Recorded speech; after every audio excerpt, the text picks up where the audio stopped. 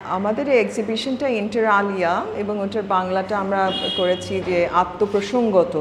Inter আলিয়ার একটা Latin word যেটার অর্থ হচ্ছে among other things. Inter alia দুটো অক্ষর যোগ হয়ে যেমন সব একটা ব্যঞ্জনা তৈরি করে, ওরকমভাবে আমরা চেয়েছিলাম এরকমভাবে একটা ব্যঞ্জনা একটা দোতনা তৈরি করা একটা ওয়ার্ডের খোঁজেই আমরা আসলে আন্তঃপ্রসঙ্গত, যদিও মিনিংটা একেবারে এক্স্যাক্ট হয় না, তবে এটা নিয়ে হয়তো অনেকেই ডিবেট করবে, কিন্তু ব্যাপারটা হচ্ছে প্রসঙ্গটা হচ্ছে মূল বিষয়টা যেটাকে নিয়ে কেন্দ্র করে এক্সিবিশনটাকে ডিজাইন করা হয়েছে। প্রসঙ্গ ঠিক না, আমি যদি বলতে চাই যে কনটেক্সট, যেটা হচ্ছে আমরা বলি যে সিচুয়েটেড নলেজ একটা ধারণা আছে, যেটা আমি আসলে ডনা হ্যারোওয়ের একজন বড় ফ্যান বলতে পারো। আমি খুব স্বাভাবিকভাবে যদি মানে সহজ কথায় বলতে চাই, ডনা হ্যারোওয়ে সিচুয়েটেড নলেজের কথাটা 1988-এ বললো, তারপর থেকে এটা খুব পিক আপ করলো আর কি সবাই। এটা ওই কালচারাল ফিল্ডে বলো কি ভিজুয়াল আর্টসের ফিল্ডে বলো, এটাকে নিয়ে অনেক চর্চা হলো। তো এটার অর্থটা হচ্ছে কি, আসলে তোমার কনটেক্সটটা, তুমি যে হিস্টোরিক্যাল টাইমে যে টাইম স্পেস যে জায়গা থেকে এবং তোমার যে লোকেল মানে লোকাস, তুমি যে জায়গাটায় অবস্থান করছো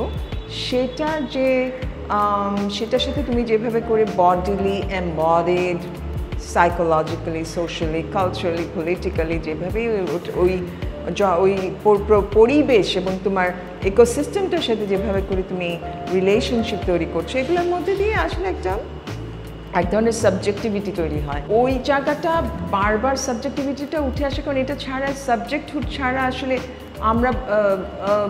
আমি অ্যাটলিস্ট আমার পার্সোনালি আমি চিন্তাই করতে পারি না জগৎকে। যেমন বডিটা এটার একটা বডিলি প্রেজেন্স আছে, I have a body and I am a body. এই বডিটাই তো ভেহিকল যার মধ্যে দিয়ে আমি জগতের সাথে সম্পর্কিত হচ্ছি।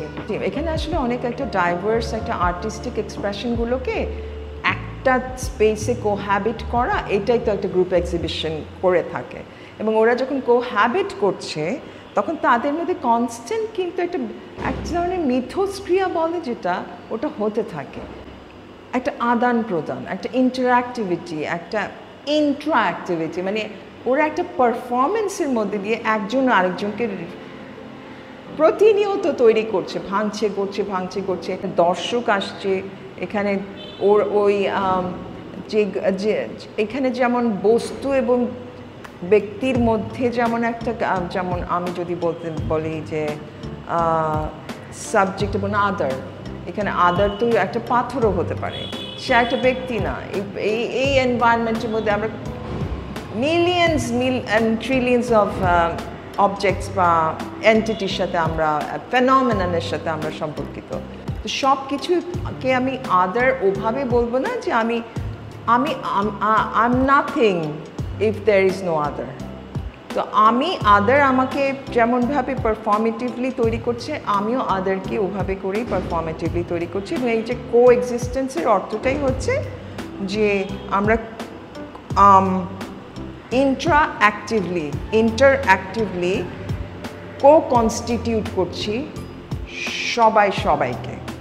এবং এটাকেই একটা আমরা যদি ওয়ার্ল্ডিং বলতে পারি, এই ওয়ার্ডটা আমি আমার কিউরেটোরিয়াল স্টেটমেন্টে ইউজ করেছি। এইভাবে করে আমরা আমাদের আমাদের যেমন নিজেদেরকে তৈরি হচ্ছে, আমাদের সাবজেক্টিভিটি তৈরি হচ্ছে, তেমনি জগৎটাও তৈরি হচ্ছে। তো ওই চিন্তাগুলো থেকে মনে হলো যে আমি এই প্রথমবারের মতো গ্রুপ এক্সিবিশন অর্গানাইজ করেছি। তো ওইটাই একটা জায়গা দেখার ইচ্ছে ছিল যে 6টা আর্টিস্ট তাদের কনটেক্সচুয়াল জায়গা থেকে, ভ্যান্টেজ পয়েন্ট থেকে, যখন তাদের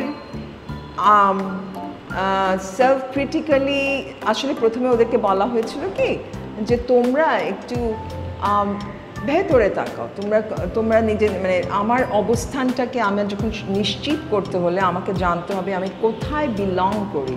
ওই বিলঙ্গিংটা খুব প্রয়োজন। এখানে আমাদের একটা জায়গায় যেটা দিয়ে আমরা ফিউচার ভিশন তৈরি করতে পারি, যে এখনকার যে পরিস্থিতি, রাজনৈতিক বৈশ্বিক যাই হচ্ছে, warmongering,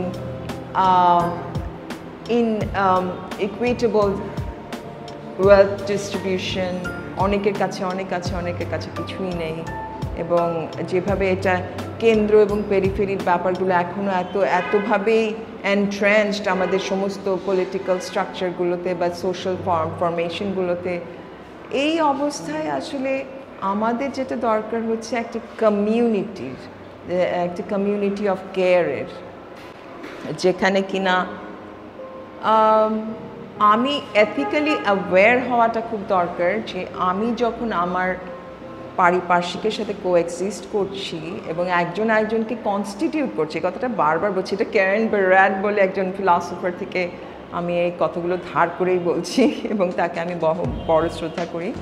তো ও করছি, তখন আমার এটাতেও আমার নজর দিতে হবে যে আমি কতটা এথিক্যালি করছি কাজটা, আমাকে রেসপন্ড করতে হবে তার নিডের প্রতি, যে আমি কতটা অ্যাওয়্যার যে যেই পারফর্মেটিভ পিটির মধ্যে দিয়ে আমরা তৈরি হচ্ছি, আমাদের জগৎটা ওয়ার্ল্ডিংটা হচ্ছে, সেখানে একে অপরের বা নিডসগুলো আমরা কতটা এথিক্যালি নিডসের প্রতি রেসপন্সিভ হচ্ছি।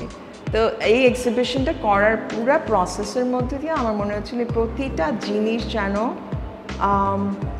সত্যিকার অর্থে আমরা একজন আরেকজনেরকে যখন বিভিন্ন সময় যখন হয়েছে যে একটা কাজ যেভাবে চিন্তা করা হয়েছিল ওভাবে হচ্ছে না, আরেকজন এসে ওখানে স্টেপ ইন করছে এবং তারা কোলাবোরেট করছে, আইডিয়া শেয়ার করছে, নোটস শেয়ার এক্সচেঞ্জ করছে, টেকনিকগুলো একজন একজনকে একটু বলে দিচ্ছে যে তুমি আরেকটু কী করলে আরেকটু বেটার হতে পারে।